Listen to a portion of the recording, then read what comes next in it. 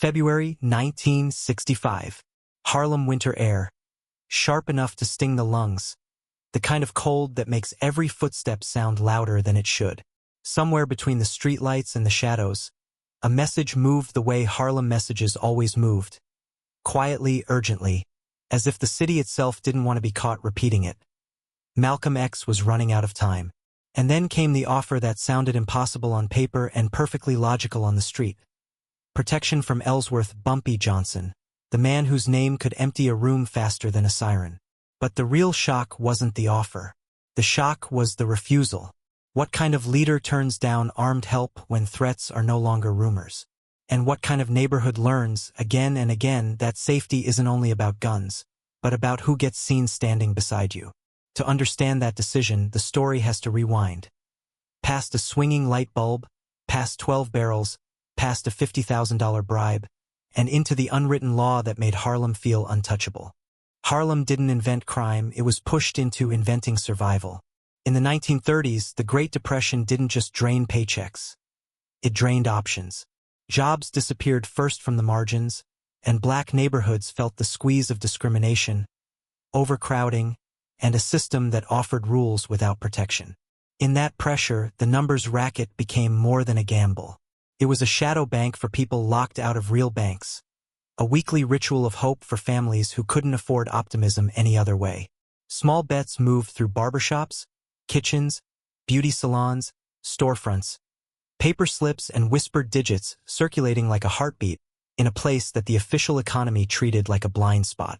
And at the center of that ecosystem stood Stephanie St. Clair, the numbers queen, a woman who understood that control wasn't only about money, it was about dignity. Her empire wasn't built on flashy violence.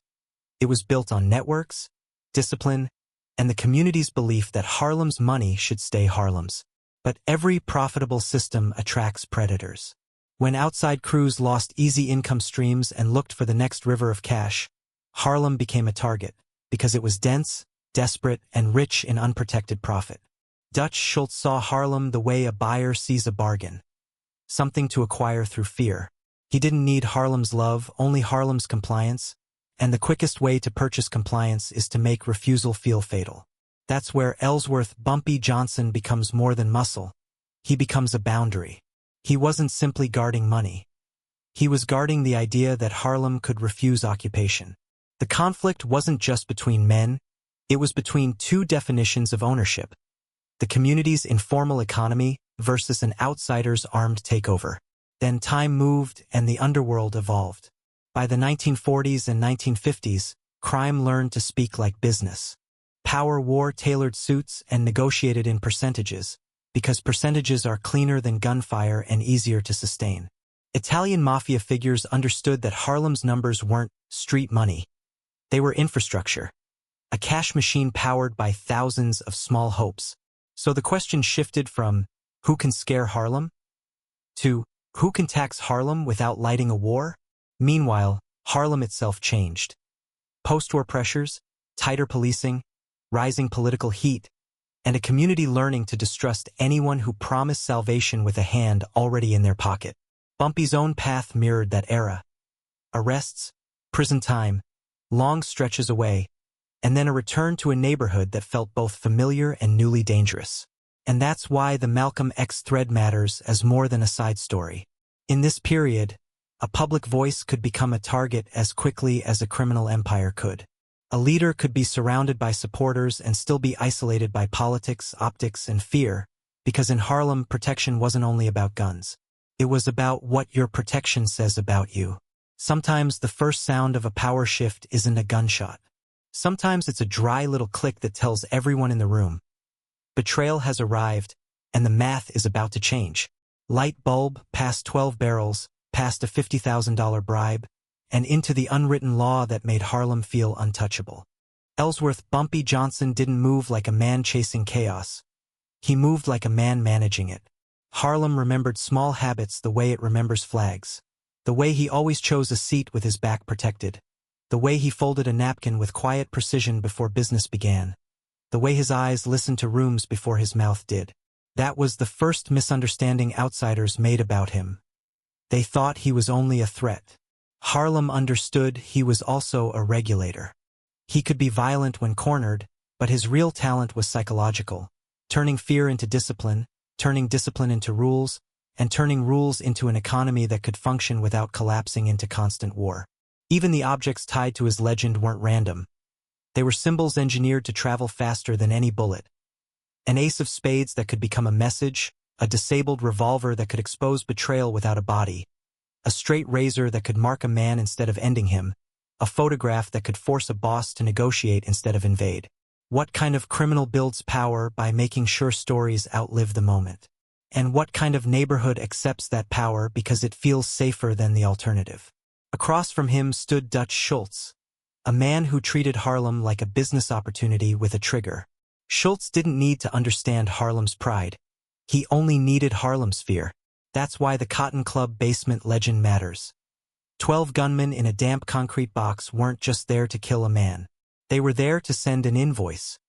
Pay up or disappear. But Bumpy's entire identity was built around refusing invoices written by outsiders. Harlem Doesn't Sell wasn't poetry. It was policy. Then there was Lucky Luciano, a different predator with a cleaner mind. Luciano represented the modern underworld, less interested in street drama, more interested in systems. He didn't ask for Harlem's soul. He asked for a percentage. In his world, control looked like a handshake and a ledger, because a ledger lasts longer than a gunfight. That's why their rumored Stork Club negotiation becomes a turning point in this mythology. Not because it proves Bumpy could intimidate bosses, but because it suggests he could bend their logic, offer profit without occupation, business without soldiers on Harlem's corners. The most dangerous man in the room isn't always the man with the gun. Sometimes it's the man who can make the gun unnecessary. But the deepest threats to Bumpy weren't always outsiders. They were the people closest to him, the ones who knew his routines, his blind spots, his soft spots. Big Sam Foster was built like a promise. Tall, heavy, loyal-looking, the kind of bodyguard people trust because he feels like gravity behind your shoulder. Yet Harlem's hardest truth is that loyalty is often tested by desperation, not greed. A sick child, a crushing bill, a suitcase of money.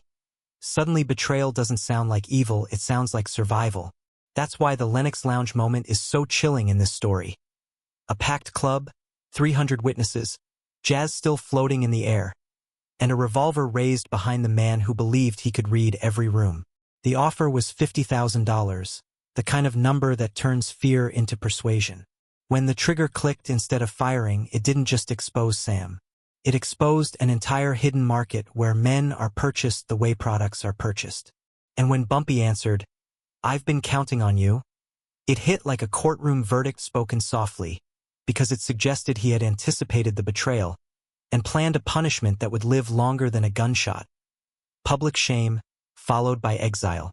In Harlem, dying can be quick. Being cast out can last a lifetime. Then there was Marcus "Smooth" Henderson, the protege, the young man trusted to keep things running when Bumpy was gone. Time is supposed to soften betrayals. In this mythology, time sharpens them. 11 years is long enough for a deputy to forget he was ever a deputy. Long enough to start calling a borrowed kingdom an inheritance. Smooth's betrayal, real or exaggerated by legend, carries a particular sting because it's not just about money, it's about identity. If Bumpy built Harlem's rules, what does it mean when the next generation sells those rules for comfort? The razor scene at Small's Paradise becomes the perfect symbolic punishment. Not death, but a permanent mark that turns a face into a warning label. Finally, Sal Bonanno represented the arrogance of bloodline. Walking into a neighborhood like Harlem was a stage where he could perform dominance. The Wells restaurant standoff, with its 6 bodyguards and 40 diners, becomes the final lesson of the character map. Bumpy's strongest weapon was never the razor or the gun. It was the room, the community that had quietly chosen him as the lesser evil, the local shield, the man who paid hospital bills and settled disputes before they became funerals. And that's where the Malcolm X thread starts to glow in the background. Because Malcolm's power was public, moral, symbolic power that could be strengthened or damaged by association. If Bumpy offered protection, it wasn't just protection. It was a message. The question wasn't only, would it keep Malcolm alive? The question was, what would it make Malcolm become in the eyes of the world? Every legend about Bumpy Johnson is really a legend about architecture, about how a man can turn a room into a verdict. Harlem's old-timers described these moments like crime scene diagrams drawn from memory. Angles, exits, light sources, who sat where, who stood behind whom, who controlled the door. The first room was the simplest and the most brutal. The Cotton Club basement on February 14, 1933, for 32 a.m. A concrete box breathing damp winter air, one narrow staircase as the only throat of escape, wooden crates stacked like accidental barricades, and one naked light bulb swinging overhead like a metronome counting down the courage of everyone inside. 12 gunmen formed a loose ring, coats dripping from the cold outside, fingers tightening on hidden steel. The props weren't decorative. They were destiny. Glass above, darkness below, and the knowledge that panic is the fastest poison in a confined space. That's why the Ace of Spades matters in this story. Not as a gangster flourish, but as a portable headline. A card is small enough to vanish into a pocket, strange enough to be repeated accurately, and symbolic enough to travel as a warning. If Harlem didn't have newspapers writing its rules, Harlem had images. An ace of spades with a smear of meaning, and a sentence that sounded like law. Harlem doesn't sell. Then the story steps into a different kind of trap, Manhattan velvet, not Harlem concrete. The Stork Club VIP room in 1946 was designed to make criminals look respectable.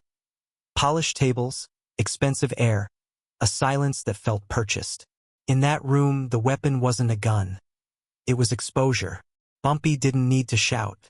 He needed leverage that could survive outside the room, something that could turn a private conversation into a public disaster if necessary. That's where the photograph enters the myth. A single image slid across a table like a blade laid flat. Not cutting flesh, cutting alliances. In a world where bosses survive on fear, a photograph threatens something worse than death. Loss of control over the narrative. In that room, percentages were bullets and reputations were armor. And a calm face mattered more than a loud one. 2 years later, in 1948, the stage became ordinary again. Wells Restaurant, where the air smelled like ribs, pepper, collard greens, warm grease, and tired workdays. About 40 diners filled the space, ordinary people, not soldiers, but that was the point. In a restaurant, the crowd is the wall. The wall is the warning. A man like Sal Bonanno didn't just arrive with 6 bodyguards. He arrived with arrogance, expecting the room to surrender. That's why the straight razor belongs in this scene even before it's touched, because a razor on a table reads like a signature. It says, "This isn't a brawl, it's a statement." It says, "The punishment will be remembered." And it's why Bumpy's gaze mattered more than his hands, because he looked around first, silently counting the people whose lives he'd touched, as if to remind an outsider that in Harlem, a room full of diners can become an army without ever standing up. A decade later, on September 12, 1958, the trap moved into music. Lenox Lounge on a packed Friday night, 300 witnesses, smoke hanging in layers, trumpet notes climbing the walls and dropping back into laughter. Here, the weapon wasn't darkness or a photograph or a razor. It was humiliation engineered with precision. Bumpy sat at a corner table with his back to the wall, his glass untouched, his napkin folded as if violence had to wait for manners. Big Sam Foster stood behind him like gravity, huge, steady, familiar. And that's what made the setup cruel. The betrayal would come from the place everyone expects protection. The revolver's click only works as mythology if the room is full, because the message needs witnesses. A gun that doesn't fire is usually a failure. In this story, it's a sermon. Finally, the brightest stage in the sequence arrives in June 1963. Small's Paradise, Table 7, lights hot enough to make sweat look like truth. Marcus Smooth Henderson sits like a man who believes time has rewritten ownership. Bumpy enters like an audit, not a storm. 3 loyal men close enough to end arguments quickly, but kept invisible because the real punishment is meant to be seen, not fought. The razor returns here not as a threat, but as an instrument enough to mark, not enough to kill, because death ends rumors and scars create them. And behind all 5 rooms, the Malcolm X thread quietly tightens the theme. Protection isn't just about surviving the night. It's about what the night turns you into afterward. When a leader's power is public, every bodyguard is also a symbol, every alliance a headline, every help a story that can either protect or poison. The question isn't only whether a man can be saved. The question is whether he can be saved without being owned. February 14, 1933. 4:32 a.m. The basement under the Cotton Club didn't feel like a place where history would be made. It felt like a place where history would be erased. Concrete walls held damp winter air like a locked fist, and one naked light bulb swung overhead with the slow rhythm of inevitability. 12 gunmen, Dutch Schultz's best, stood in a loose circle, coats dripping, breath visible in the cold, fingers tightening on metal that never needed an introduction. In Harlem's telling, one of them laughed softly, a hitter named Tommy with a nickname that sounded like a job title, the executioner. The laugh wasn't joy, it was certainty. The kind of certainty men get when they believe the math has already been solved. One man in the center didn't plead. Bumpy Johnson, 27, watched shadows more than faces. He listened to the tiny sounds that reveal fear. Shoes shifting, a safety clicking, a swallow that lands too loud in silence. And then he looked at the bulb like it was the only thing in the room that mattered. "That's it?" he asked, low and almost bored. 12 of you. It wasn't a taunt for the gunmen. It was a question aimed at Harlem itself, a challenge to the idea that fear could be purchased wholesale. For half a second, surprise loosened the circle. In that half second, Bumpy reached up and smashed the only light. Glass burst. Darkness dropped like a curtain. And in the black, panic did what bullets couldn't. It broke coordination. A gun barrel knocked another. A shoulder slammed into crates. Someone fired too early, the sound ricocheting off walls that gave nothing back. Men tried to see and instead found only each other's breathing, each other's elbows, each other's doubt. Bumpy moved with memory instead of sight, using angles, the choke point of the staircase, the way fear makes grown men freeze and reach for whoever stands closest. What does a man do when he can't trust his eyes, and can't trust the man beside him?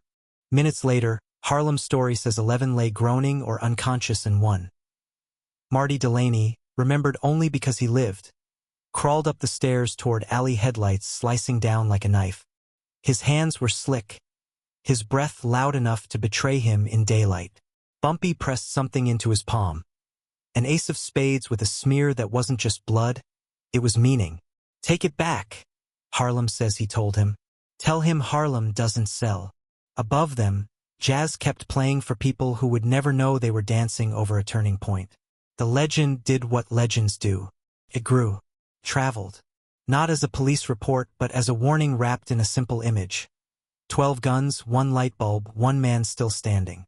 The calendar flips forward, then backward because Harlem remembers by impact, not order. Stork Club, VIP room, a different kind of basement, one made of velvet and expensive silence. Manhattan's polished lie, where crime wore tuxedos and spoke like business. Lucky Luciano sat with men whose names sounded like gravity. Frank Costello, Albert Anastasia, and others who understood that the cleanest power is the power that doesn't need to raise its voice. They didn't stare at the door waiting for Bumpy. They expected him to enter like a petitioner. He didn't. He did the first thing that mattered. He sat in a seat that wasn't offered. No speech, no apology.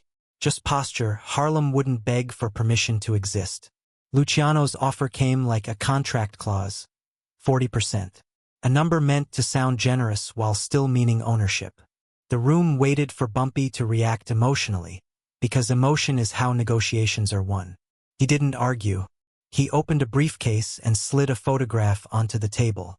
The kind of photograph that doesn't need narration because it threatens a man's control of the narrative itself. The air shifted. Not fear of a gun, fear of exposure. Fear of attention. Fear of investigations and betrayals that bloom when a boss looks weak. Luciano's smile tightened. He studied Bumpy's face for panic, for bluff, for desperation. Found none. That was the pivot. 10. Harlem repeats, Bumpy answered. Not as a counteroffer, more like a verdict. 10%. And no Italian soldiers in Harlem. The logic was brutal in its simplicity. Business can happen, profit can flow, but Harlem will not be occupied. Luciano weighed the photograph against the percentage, weighed pride against survival, and because he was the kind of boss who knew the value of living to win tomorrow, he accepted. Hands shook. History shifted without a shot fired. The lesson landed quietly. Sometimes the most dangerous weapon is the one that turns violence into a bad deal. Wells Restaurant. The smell of ribs and pepper, collard greens and warm grease. An ordinary place where ordinary people tried to eat after ordinary days. About 40 diners filled the room. Bumpy sat with his wife, not performing power, just protecting a private moment with the calm of a man who believes he owns his neighborhood's oxygen. Then Sal Bonanno walked in with 6 bodyguards and the arrogance of bloodline. He carried himself like the room was already his and everyone else was waiting for instructions. Harlem's telling, says Sal, let a racial slur hang in the air like a match held too close to gasoline. Forks stopped midair. Conversation died. The silence wasn't fear at first, it was disbelief. A man had insulted the whole room and expected the room to remain furniture. Bumpy didn't reach for a gun. He didn't stand quickly. He placed a straight razor on the table with a surgeon's gentleness, as if signing a document. Then he looked around. Not at Sal first, at the diners. A butcher who'd been helped. A mother whose son had been escorted home. A shop owner who'd been spared a beating because Bumpy's name was enough to stop hands from moving. Bumpy's eyes counted them the way a banker counts collateral. Then he looked back at Sal and delivered 6 words with the calm of a man reading tomorrow's weather. Your uncle will bury you tomorrow. It wasn't simply a threat. It was a statement about how fast reckless heirs get erased when they embarrass the wrong people. Sal's confidence drained as he realized the room wasn't neutral. It had already chosen. The apology came, not because Sal respected Bumpy, but because Sal understood something worse than a gun. A verdict delivered by a community that refuses to look away. Sal apologized to Bumpy's wife. He backed out with 6 guns that never rose. The lesson traveled again, faster than newspapers. Harlem can be approached with money, with negotiation, even with fear, but it cannot be humiliated without consequence. September 12, 1958. Lenox Lounge. 300 witnesses. Smoke hanging in layers. Trumpet notes climbing the walls and falling back into laughter. The second confrontation was louder in its silence than any gunfight could have been. Bumpy sat at his corner table with an untouched glass of Hennessy, his back to the wall, his napkin folded with careful precision, as if he were eating dinner in his own home.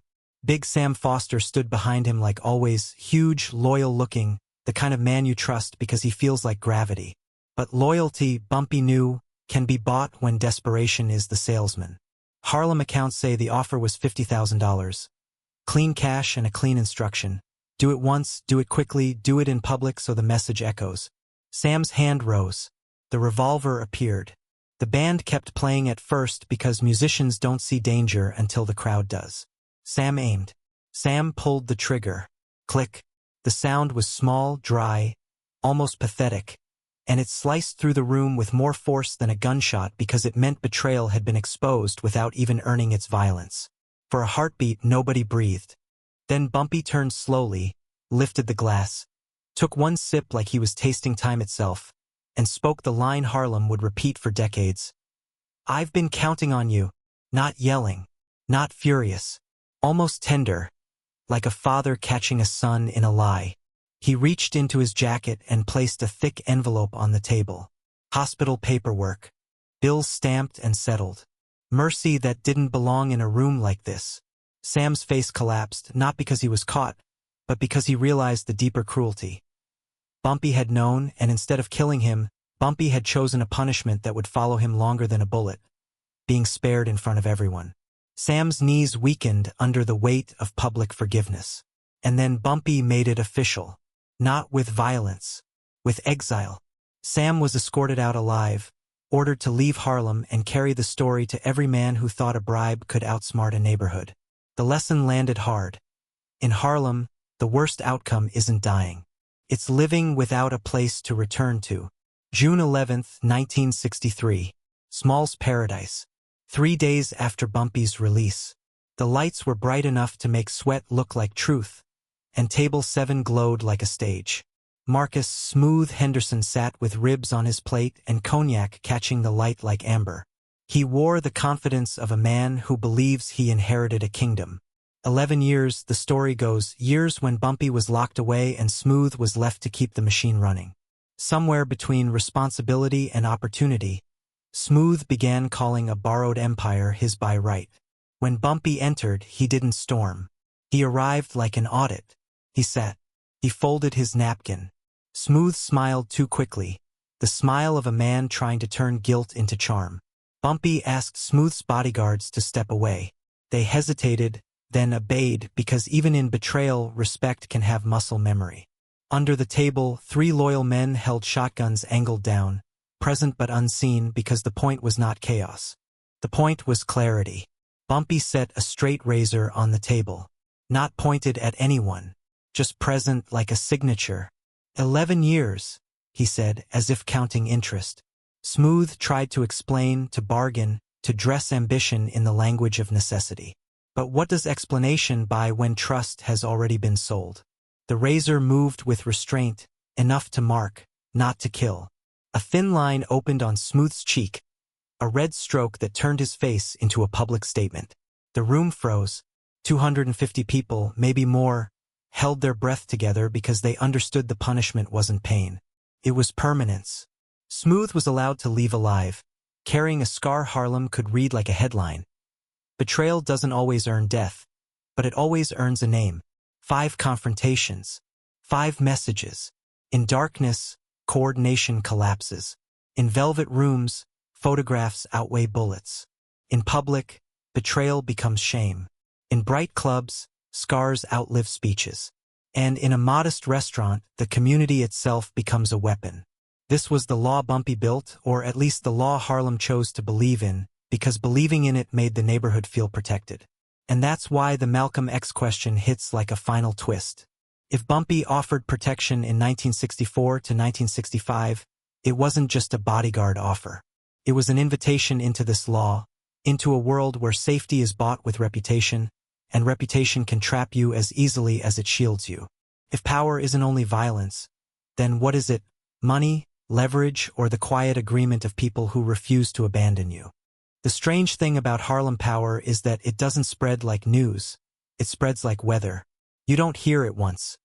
You feel it settle into how people walk, how they pause at corners, how they choose which stories to repeat and which names to avoid saying too loudly. After the Cotton Club basement, the legend didn't travel as a verified report. It traveled as a warning that sounded too clean to be ignored. 12 men went in confident. 1 man came out carrying an image that didn't belong to gunplay, an ace of spades, a symbol that could be shown without explanation.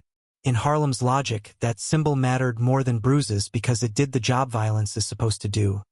It simplified the world. It told every small operator in every back room that there was a line outsiders couldn't cross without paying a price. And when a legend becomes a boundary, it reshapes behavior. Dutch Schultz's circle, whether they believed every detail or not, had to factor in one costly variable: unpredictability. The street doesn't demand perfect truth. It demands credible fear. So the story leapt from Harlem to the Bronx, from New York to nearby cities, not as what happened, but as what might happen to you. That's how Harlem guarded itself when official protection didn't exist. In that climate, a single surviving gunman, Marty Delaney, remembered because he crawled out, became part of the mechanism. A survivor is proof. A survivor is the person who can carry the warning without sounding like a salesman. And once that warning is believed, Harlem's underground economy becomes harder to bully because bullying becomes expensive. Then came the Stork Club thread, and its ripple was quieter but arguably more important. It taught outsiders that Harlem didn't have to be taken by force, because force produces headlines, investigations, and unpredictable backlash. Negotiation produces revenue without noise. If the deal was 10% and no soldiers, the exact number mattered less than the principle. Business could happen, but occupation could not. That kind of outcome changes the way predators think.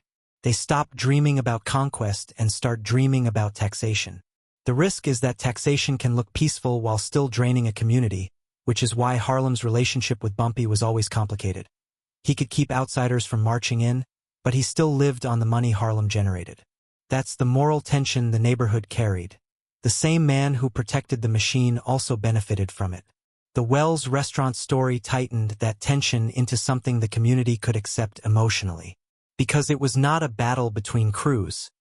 It was a moment of public dignity. When a reckless outsider insulted the room and left alive only after apologizing, the message wasn't "Bumpy is scary." The message was, Harlem is not a place where you get to humiliate people for entertainment. That matters to communities that are humiliated everywhere else. The Lenox Lounge incident, though, carried the most modern lesson. Betrayal isn't always a gunshot. Sometimes it's a click that exposes the whole marketplace behind the curtain. 300 witnesses hearing that dry sound meant Harlem didn't have to argue about what happened. The room itself became evidence.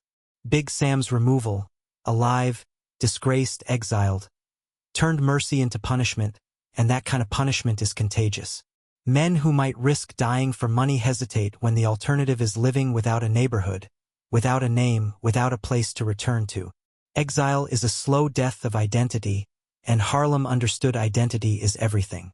Then Small's Paradise, June 1963, did what the best legends do. It compressed a decade of complexity into a single visible mark. A scar is a story you can't stop telling because it shows up before the man opens his mouth. Let Smooth walk away, and the scar does Bumpy's work for him for years. It warns the next ambitious deputy that running things, while the boss is gone, doesn't mean you own them. It also warns the community that Bumpy's law isn't random violence. It's calibrated consequence, designed to be remembered, designed to prevent bigger bloodshed later. And this is where the Malcolm X question becomes unavoidable. Because in 1964 to 1965, Harlem's climate was not just criminal, it was political, watched, tense, loaded with symbolism. Malcolm's influence was public and moral, and public power has a different vulnerability. Optics. In Bumpy's world, protection is a message. Bodyguards are not just muscle. They're a declaration of who you belong to. If Malcolm accepted Bumpy's protection, it could be interpreted as alignment, by enemies looking for propaganda, by supporters worried about purity, by authorities eager to label movements as criminal. Refusing protection, on the other hand, could mean standing alone in a city where threats aren't abstract. That's the tragedy the neighborhood felt in hindsight, that Harlem had built one kind of shield: street law, reputation, fear management, but a public leader needed a different shield, one that didn't compromise the very cause he stood for. Harlem's stories, after Malcolm's death, didn't just mourn a man. They mourned the gap between two types of power that couldn't easily merge. Bumpy's legend made Harlem feel untouchable, but it also revealed the cost of being untouchable. You become a symbol, and symbols attract forces bigger than any one room can control. The ripple effects, then, weren't only about who fled Harlem or who kept a percentage. They were about how a community learned, again, that survival is not just about winning confrontations. It's about choosing which alliances keep you alive without owning you. Harlem's stories about Bumpy Johnson don't survive because they're neat. They survive because they explain something the official world never wanted to admit. Power isn't only a gun in a hand. It's a room that agrees with you. A swinging light bulb in a basement became a weapon because fear collapses coordination. A photograph in a velvet VIP room outweighed bullets because reputation is more expensive than blood. A disabled revolver in front of 300 witnesses turned betrayal into shame because public truth is harder to erase than private violence. A razor didn't have to kill to punish because scars outlive speeches. And a modest restaurant full of ordinary diners became an army because community, when it's unified, can make even a bloodline back down. That was the law Harlem chose to believe in. Respect isn't given, it's earned, and Harlem doesn't sell. But the Malcolm X thread leaves a harder question hanging in the air. If Bumpy's protection was real, would it have saved Malcolm? Or would it have changed Malcolm into a symbol his enemies could exploit? And if refusing protection preserved Malcolm's image, did it also leave him alone at the worst possible time? In the end, Harlem's biggest lesson isn't that one man was untouchable. It's that every kind of power has a price: money, fear, leverage, reputation. And the most dangerous bill is the one you don't realize you've agreed to pay. Now, if you want more stories where the underworld and history collide, real dates, real stakes, and the unseen rules that shaped Harlem, hit like, subscribe, and turn on notifications. And tell us in the comments. If you were in that Lenox lounge, hearing that dry click in front of 300 witnesses, would you have stayed seated, or would you have run?